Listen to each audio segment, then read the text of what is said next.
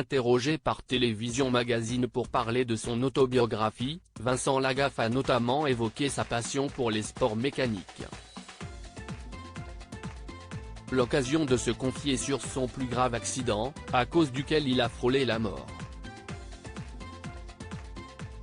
L'an dernier, Vincent Lagaffe était victime d'un accident de moto. Blessé à la jambe et hospitalisé pendant plusieurs jours, il a ensuite eu la possibilité de se déplacer en fauteuil roulant et a entamé un long processus de rééducation. Ainsi, 5 mois après cet incident, les internautes se sont inquiétés de le voir encore marcher avec une canne. Dans ses photos et vidéos partagées sur Instagram, l'ancien animateur du Bidil se montre pourtant toujours positif. Il faut dire que cet accident est loin d'être le premier du présentateur, féru de sport mécanique. J'ai toujours été attiré par la mécanique, a confié, dans une interview pour Télévision Magazine, celui qui avait été appelé Franck par sa mère biologique. J'ai toujours aimé ce qui permettait le mouvement. Pouvoir se mouvoir dans l'espace en pilotant quelque chose m'a toujours subjugué.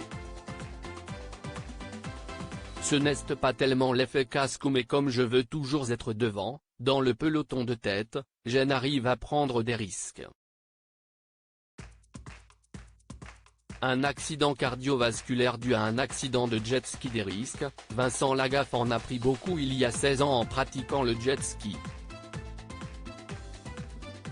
L'accident le plus grave que j'ai eu c'est en jet ski en 2007. J'ai eu le bras pulvérisé et le poumon perforé par une côte, s'est souvenu le présentateur, ajoutant, cette même côte s'est appuyée sur une artère coronaire à la sortie du cœur et quelques années plus tard, un cardiologue, que j'avais consulté pour participer à l'aventure Robinson pour TF1, a découvert que je risquais un accident cardiovasculaire. Accident que j'ai eu sur sa table d'opération alors qu'il allait me poser des stents. Là aussi, j'ai une bonne étoile.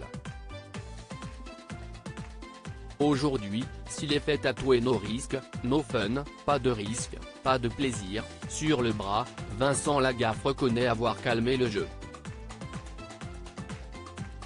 Je ne ferai plus de compétition en jet ski ou en freeboard, si est terminé.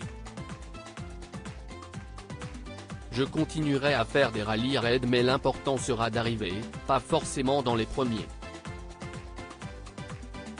Je ne veux plus prendre que du plaisir, je ne veux plus du tout me mettre en danger, a-t-il expliqué.